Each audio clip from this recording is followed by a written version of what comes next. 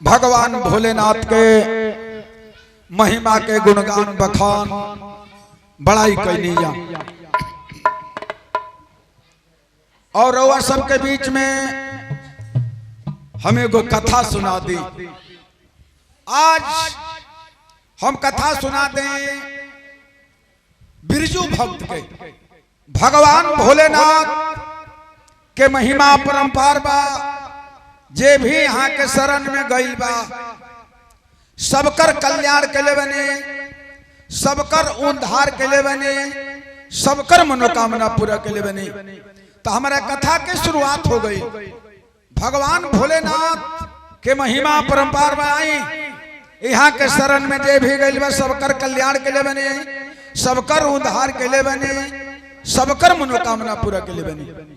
भगवान भोलेनाथ से माता पार्वती जी कहता नहीं कि भगवान के काम हो भक्त के सुध लिया। भगवान के काम हो भक्त के सुध लिया। चली भक्त लोग के सुध लेवे चल जा।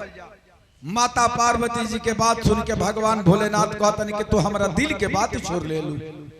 चलो माता पार्वती जी के लेके अब भगवान भोलेनाथ कैलाश पर्वत छोड़ देने, अपन रूप बदल देने और चल देने भक्त लोग के सुध लेवे खाती। देखी माता बहन लोग गीत के गावे लालो कि जोगिया के भेष धके अइले शिव गुरु हो हमारा घरे, नहीं चिन्हली हमर माई हो हमारा घरे। बैला चलहर भोला हो करत आवे हो गंवार लोगवाना, आ गुरु के मर्म न जाने हो गंवार लोगवाना। भगवान अपन रूप बदल के दुआरी दुआरी घूमतानी, भक्त लोग के सुध लेतानी, लेकिन केहू पहचान नहीं खे पावत। यही से कहल जाला कि ना जाने किस भेष में मिल जाए भगवान। अतिथि देव भव, अतिथि देवता के समान होला। केहू भी यदि रउरा दरवाजा पर आ गईल तो ओकरा के प्रेम से एक लोटा जल पिया देवे के चाही। ना जाने किस भेष में मिल जाए भगवान। अतिथि देवता के समान होला, चाहे केहू भी अतिथि बन के आ जाओ तो ओकरा के जरूर एक लोटा श्रद्धा से पानी पिया देवे के चाही।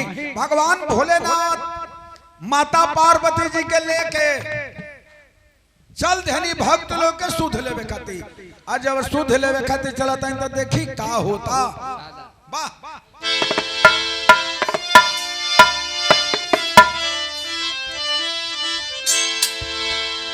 अरे छोड़ी कैलाश राजा धानिया न हो चले गौरा त्रिपुरा।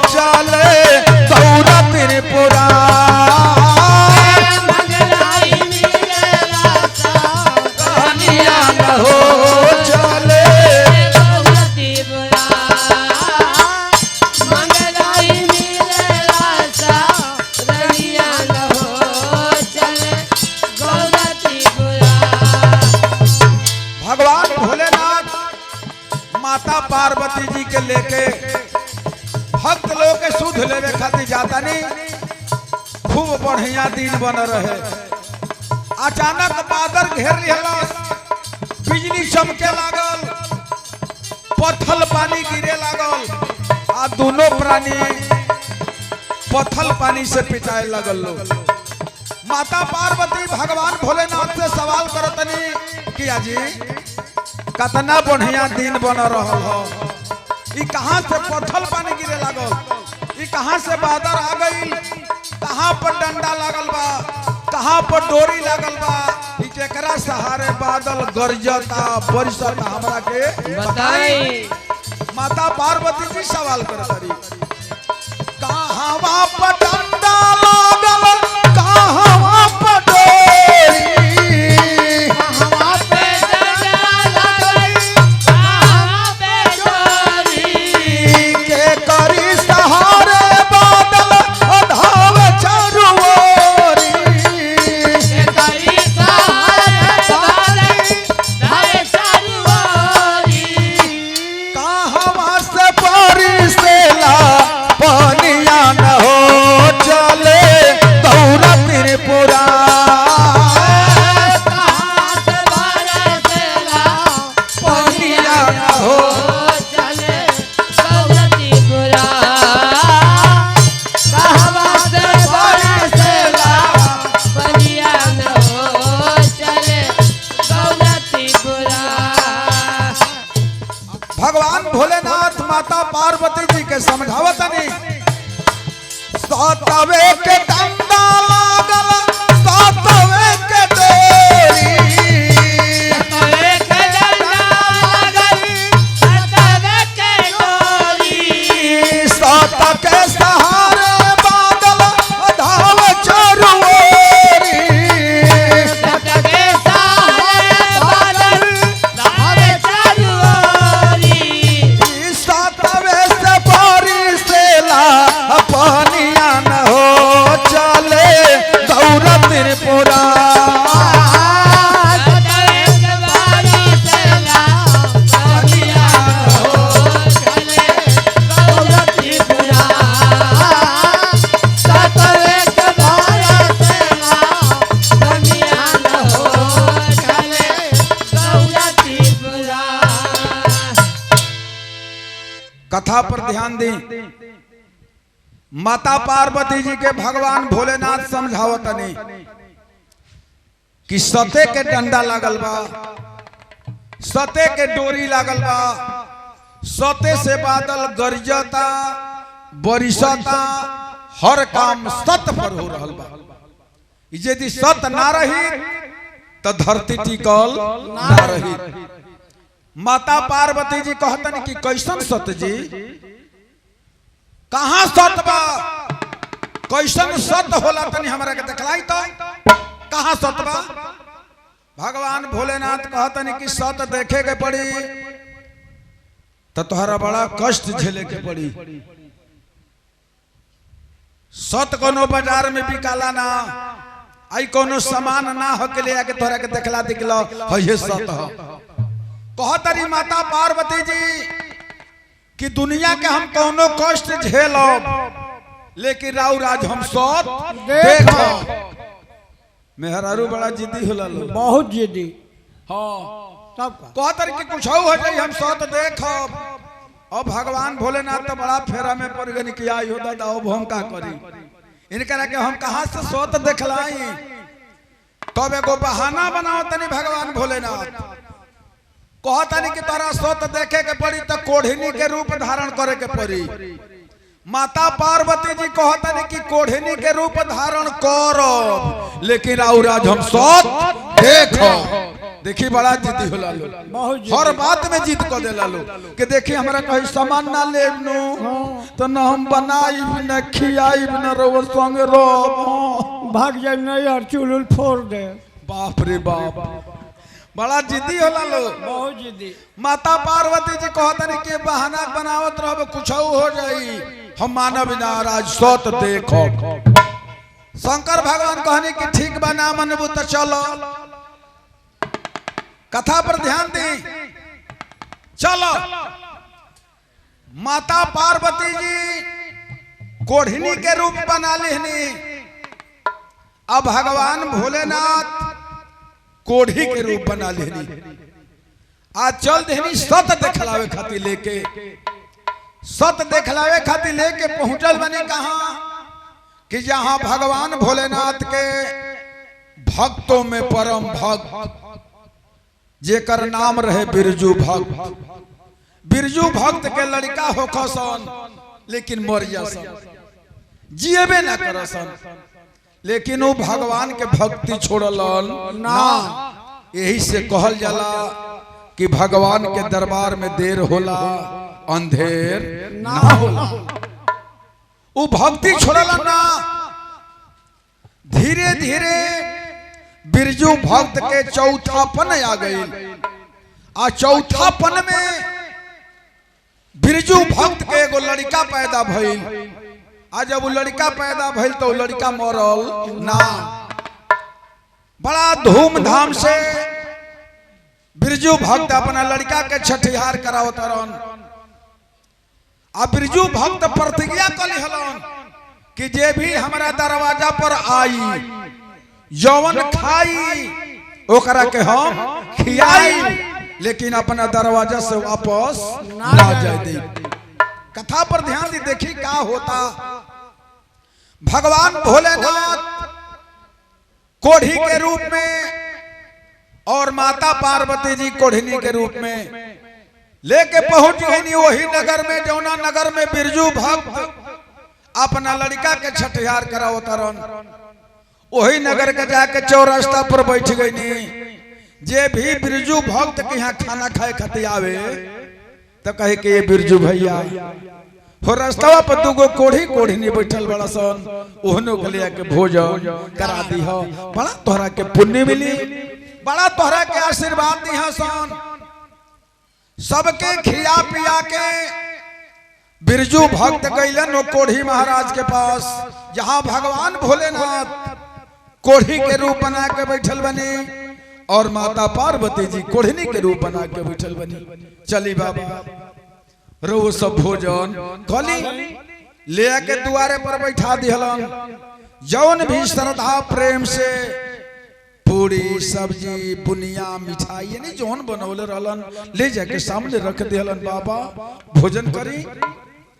कोढ़ी के रूप में भगवान भोलेनाथ कहतनी के बेटा हम पूरी तरकारी ना खानी, हमारा ही कुल बीमारी देखा तारा ना अपने बिगड़ल बा और बिगड़ जाई। तब बिरजू भक्त पूछा था कि का खानी बाबा। तब शंकर भगवान कोढ़ी के रूप में बिरजू भक्त से कहतनी का कहतनी हो।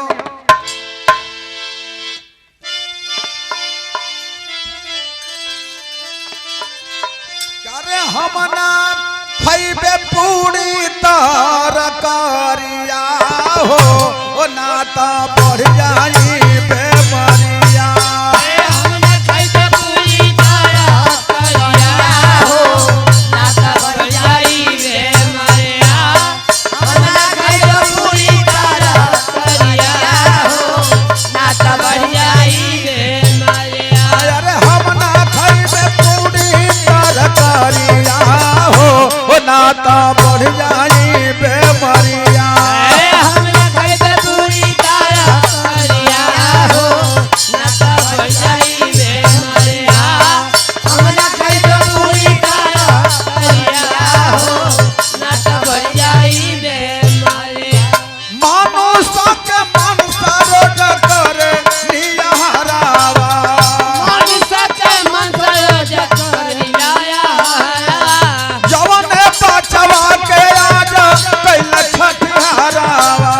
जल बचा के आज कैल छठिहारा।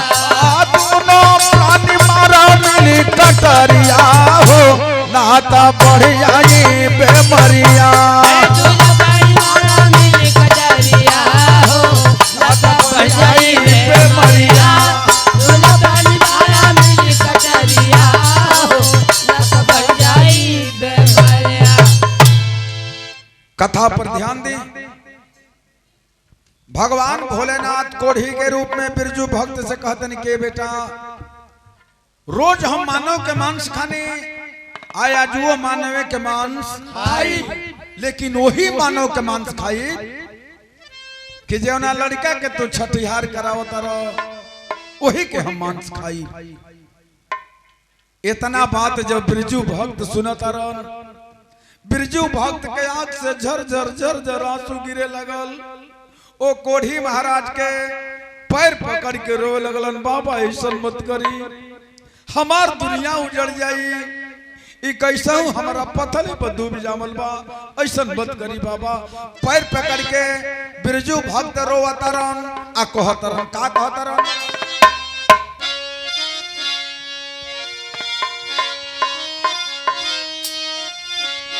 कि ये कहेला ला नवाए बाबा, ये कहेला ला नवाए बाबा, आ गोदिया में आबा की हो हमार।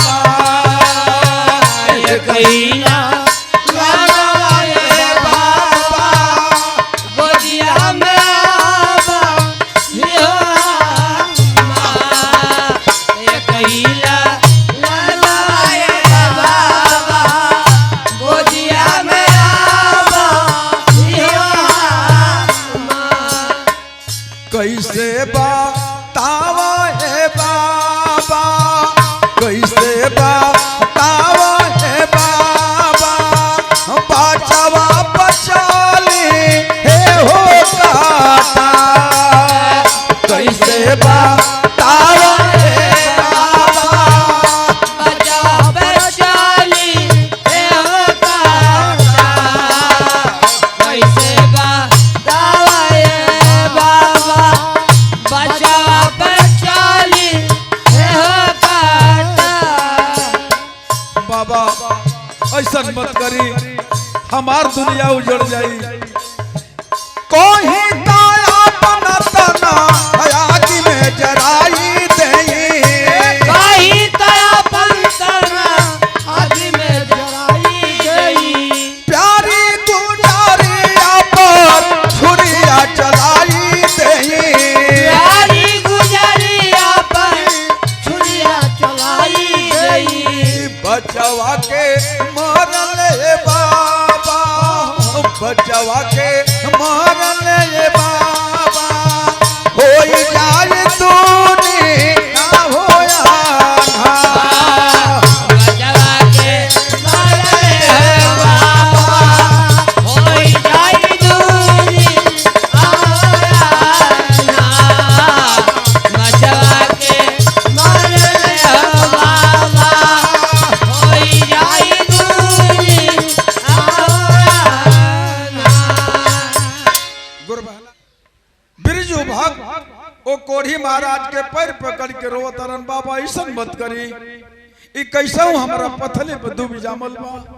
जहाँ के कहीं तहाँ के हम अपन मांस बना के रोवा के खिया देई।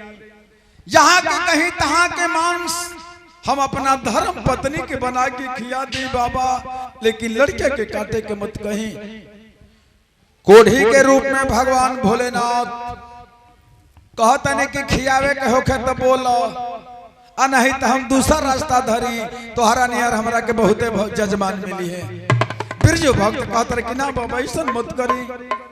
हम प्रतिज्ञा के ले बने कि जे भी हमारा दरवाजा पर आई, जवन खाई ओकरा के हम खियाई, अपना दरवाजा से वापस ना जाए दे। वो लड़का पर खाली हमारे अधिकार नहीं के, हमारा धर्म पत्नी के भी अधिकार बा। तनी उनको से पूछ ले कि आखिर उनकर का विचार बा। और बिरजू भक्त द्वार पर से अब जातरन घर में, अपना मनवा में सोचत जातरन, का सोचतरन हो?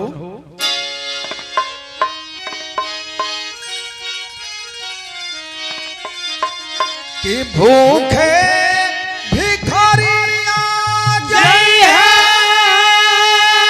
दूसरी दुआरिया सतवा टूटी हो गई है ना। मन में सोचेला पुजरिया सतवा टूटी हो गई है ना। सोचेला पुजरिया सदा टूटी हो गई है ना। मन में सोचेला गुजरिया सदा टूटी हो गई है ना। घर के भीतरिया गईले नारी के कदरिया सतवा टूटी हो गई है ना।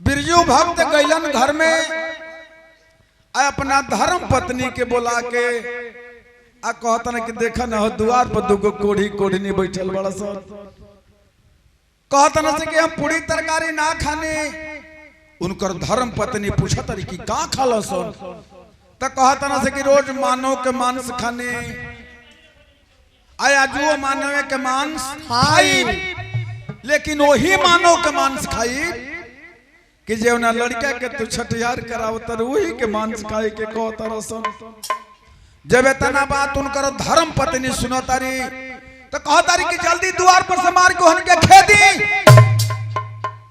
यहाँ मंगल गीत होता यहाँ सोहर गवाता यह मंगल बात करे खाते कहां से अगला था खेती द्वार पर से बिरजू भक्त कहता ना कि ना ऐसा मत करो हम प्रतिज्ञा कैले बनी कि जे भी हमारा दरवाजा पर आई जवन खाई ओकरा के हम खियाई अपना दरवाजा से वापस ना जाए दे हमारी इज्जत राख लो हमारी इज्जत अब तोहरे हाथ में बा चाहे हमारी इज्जत राख लो और चाहे हमारी इज्जत डुबाई दो हाथ में कटार धरा दिलन कहता ना कि एक तरफ तहर लड़का बा और एक तरफ हमार प्रतिज्ञा बा चाहे हमार प्रतिज्ञा राख लो और चाहे अपने लड़का के राख लो हाथ में कटार लेके महतारी के आंख से झरझर झरझर आंसू गिरे लगल पति देव इरवा का कहतने ऐसा मत करी लोग हमारा के डाइन कहे लगे लोग हमारा के बाढ़ कहे लगे माई के अचरा बड़ा ही पावन पवित्र होला ए माई के अचरा में दाग लाग जाई कि जौने लड़का के पैदा कैलस वही लड़का के डाइन खा गई ऐसा मत करी रोवर से हमें एगो भीख मांगतनी देखी कितना मार्मिक बात माई रो रो के अपना पति परमेश्वर से कहले बड़ी का कहले बड़ी हो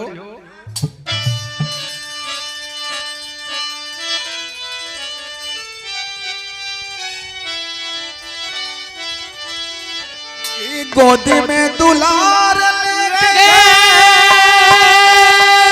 गोदी में दुलार लेके अब रोवली मतारिया कोठारिया में अबर से झरा झरना जारिया कोठारिया में ना घर से झरा झरना जारिया कोठारिया में ना घर से झरा झरना जारिया कोठारिया में कोठारिया में ना हो कोठारिया में ना हो कोठारिया में ना अबर से झरा झरना जारिया कोठारिया में ना घर से झरा झरना जारिया कोठारिया में ना कैसे के लाला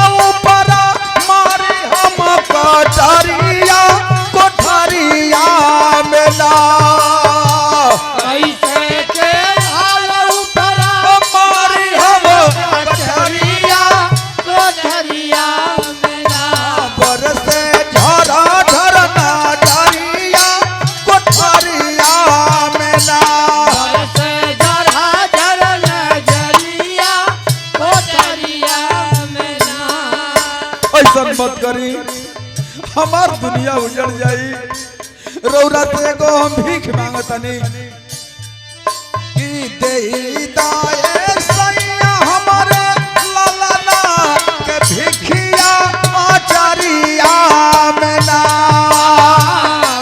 गाये सैया हमारे ललना के भिखिया अजरिया में ना अबर से झरा झरना जारिया कोठरिया में ना घर से झरा झरना जारिया कोठरिया में ना कि देई दाए सैया हमारे ललना के भिखिया आचारिया में ना गाये सैया हमारे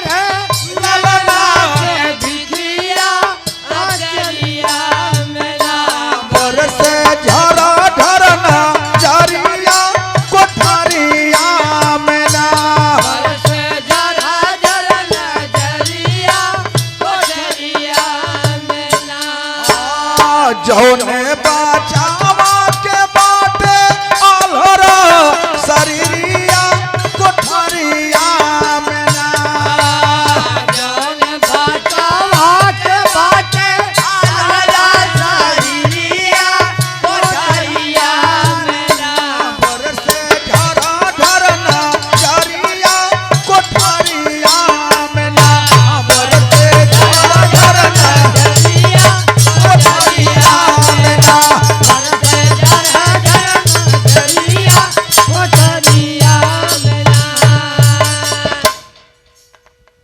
कथा पर ध्यान दी ना लड़का बोलता ना चलत रो ओकरा के काटे के कहता नहीं ऐसा मत करी हमार दुनिया उजड़ जाई जाके फाटे न पैर बेवाई अहू का जाने पीर पढ़ाई माई ने जाना तर कि कैसे लड़का पैदा होला कैसे लड़का पोसाला बाबूजी के का पता बा कि कितना दर्द होला पैदा करे में लड़का के महतारी के आंख से झर झर झर झर आंसू गिरता हाथ में कटार लेके रोतारी अपना पति से रो रो के कहले बड़ी कि एगो हमार बात मान ली हमरा और हर बात मानता नहीं लेकिन हमरो एगो बात मान ली बड़ा मार्मिक बात माई अपना पति परमेश्वर से कहले बड़ी का कहले बड़ी हो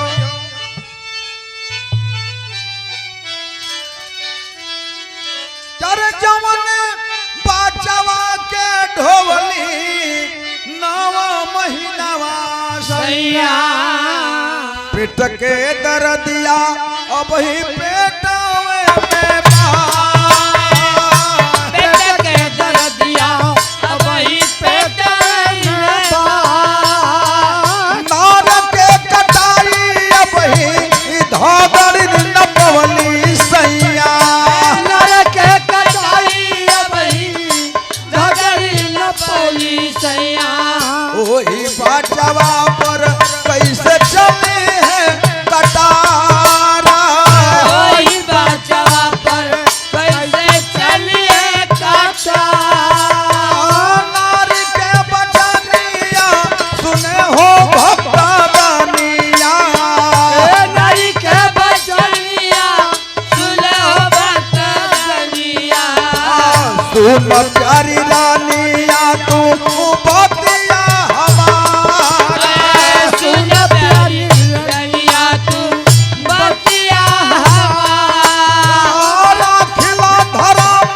चाहे राखिला ललनावा राखिला धर्म चाहे राखिला लाला नारी के हाथे दही दिहाले कटारा नारी के हाथ दई दियाले काटा नारी के हाथ में कटार धरा दिलन एक तरफ तहर लड़का बा और एक तरफ हमर प्रतिज्ञा बा चाहे हमारी इज्जत राख लो और चाहे हमारी इज्जत डुबा दो बहुत की कुछ हो जाई राउर इज्जत रही आ चाहे ना रही हम अपना लड़का के ना काटब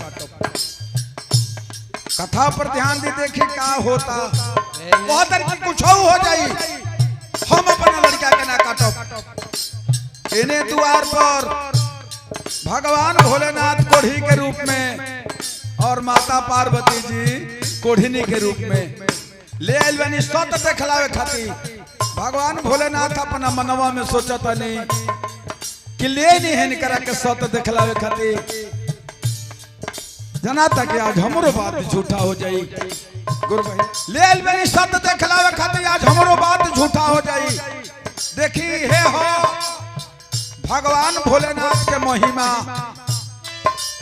भगवान भोलेनाथ अपन महिमा चढ़ावे लगनी केकरा पर बिरजू भक्त के धर्म पत्नी के ऊपर आज जब भगवान भोलेनाथ के महिमा सवार हो गई सोच बदल गई इरादा बदल गई ईमान बदल गई अपना मनवा में सोचे लगली कि पति परमेश्वर होलन पति भगवान होलन पति जौन कहे ओकरा के करे के चाहे पति के वचन खाली चल जाई कबो वापस ना आई। अब भगवान भोलेनाथ के कृपा हो जाई तो ऐसा लड़का पैदा हो जाई। सोच बदल गई कब जब भगवान भोलेनाथ के महिमा सवार भइल। अब देखी का होता।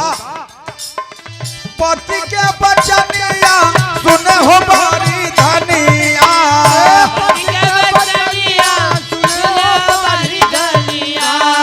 पति के बचाना नहीं करबई नकार,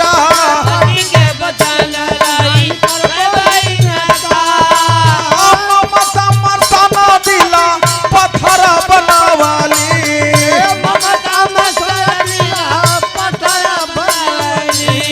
ललना के गौरा दाली आली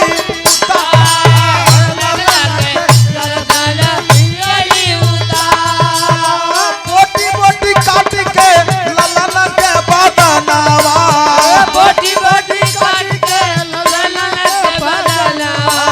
लोरी गाय गाय कैली भोजन तैयार,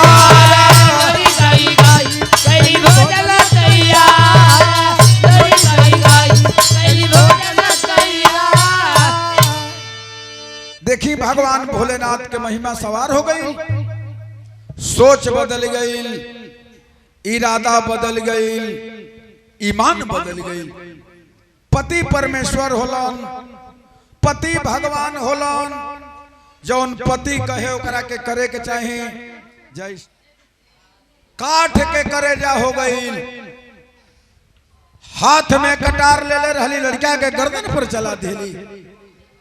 बोटी बोटी मांस काट के लोरी गाय गाय के भोजन तैयार कैली। आज जब भोजन तैयार भइल, थाल में सजा के लेके पहुंचल बड़न बिरजू भक्त। जहां कोढ़ी के रूप में भगवान भोलेनाथ बैठल बने, ऊ का जाना तरह के भगवान है। कोढ़ी के रूप में भगवान भोलेनाथ और कोढ़नी के रूप में माता पार्वती जी। ऊ तो जाना तरह की कोढ़ी कोढ़ी न हलो, ले जाके भोजन रख दे बाबा खा ली। कोढ़ी के रूप में भगवान भोलेनाथ अभी भोजन के टेस्ट ना ली हने, पहले ही देखते कहतन के बेटा हम का खाई, एकरा में तो नमक नहीं खे डालल। बिरजू भक्त सोचत ना कि बाप रे बाप, अभी भोजन के यहाँ के टेस्ट लेबे ना कैनी, कैसे जान गई कि नमक नहीं खे डालल। बिरजू भक्त अपना धर्म पत्नी के बोलावतरन, अपना धर्म पत्नी से पूछे लगलन कि का हो नमक नहीं खुद डलले का। आंख से झर झर आंसू गिरे लागल। कहतरी कि ना जी इहे तब भोर पड़ गई हो। अरे पगली, यहाँ के कैसे जान गई कि तू नमक नहीं खे डलले, जल्दी जो घर से नमक ले आओ। और बिरजू भक्त के धर्म पत्नी अब द्वार पर से जातारी घर में नमक ले आवे खातिर। और जब घर में जातारी तो का देखा तारी कि पलाना पलाना झूला था। बोल दे प्रेम से शंकर भगवान की, मैया भवानी की, साचे दरबार की, भक्त भगवान की, हर हर महादेव। जब घर में जाता रही तो देखा तारी कि पलना पलाना झूला था। माई के ममता उमड़ गई। माई चूमे लगली, चाटे लगली, पियावे लगली, और नमक वाली बात भुला गई, अपना लड़के में अझुरा गई। बिरजू भक्त द्वार पर बैठल सोचा था कि पगली गई है घर में नमक ले आवे, कहीं लड़का के वियोग में ओकरा मूर्छा ना आ गई, कहीं उड़ूक लाग के गिरी त ना गई। अब द्वार पर से बिरजू भक्त पहुंचे थरन घर में, तो देखा था ना कि तो लड़का लेके खिलावो तारी, चुमो तारी, चाटो तारी।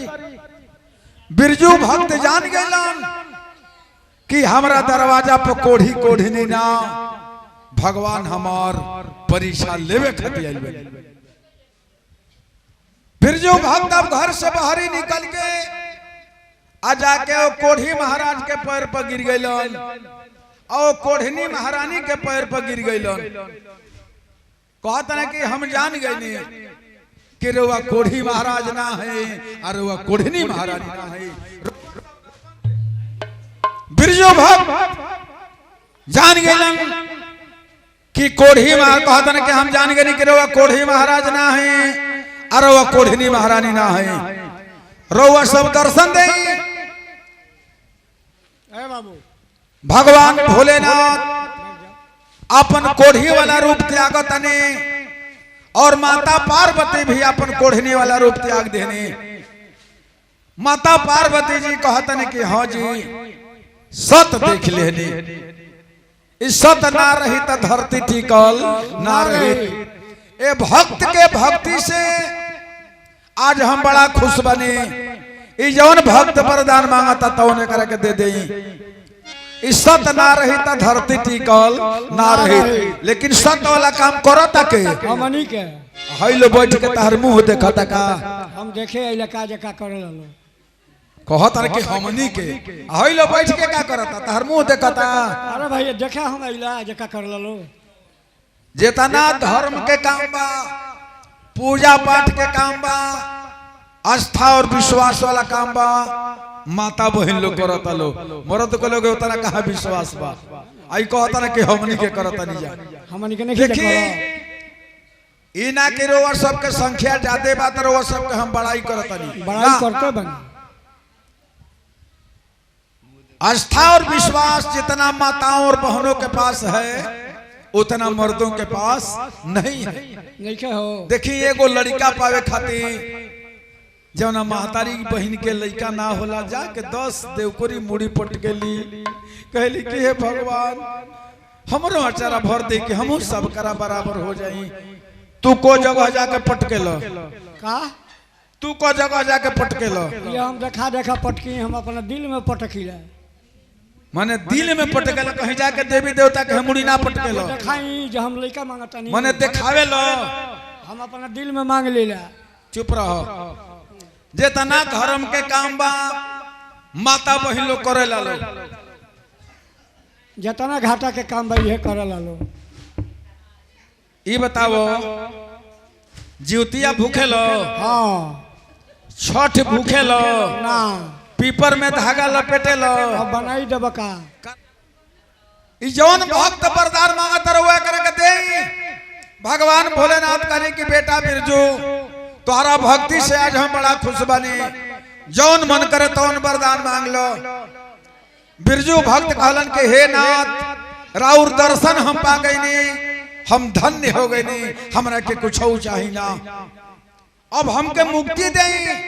भगवान भोलेनाथ कहतन कि ना जे हमारा दरवाजा पर आ गई उ कबो खाली हाथ ना गई।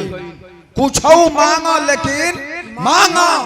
तब बिरजू भक्त कहलन कि ठीक बा यदि रउआ हमरा के वरदान दिहल चाहतनी तो जैसे बैजू के नाम अमर कर देने, बैजू के नाम पर बनल बा बैजनाथ धाम, वैसे ही हमरो नाम के अमर कर दी। भगवान भोलेनाथ कहने के वो मस्त जा तोहरो नाम अमर हो जाई। तो आज बिरजू के भी नाम अमर बा, आजो बा। बिरजू और उनकर औरत के नाम रहे रजनी। बिरजू और रजनी के नाम पर भगवान भोलेनाथ एक नगर बसाए जो आज भी वो नगर कायम है। उस नगर का नाम पड़ा ब्रिजनेश्वर। ब्रिजनेश्वर कहते कहते आज उसी का नाम कलयुग में पड़ा है भुवनेश्वर, जो उड़ीसा के राजधानी है। तो बोल द प्रेम से बाबा भुवनेश्वर नाथ की, मैया भवानी की, सांचे दरबार की, भक्त भगवान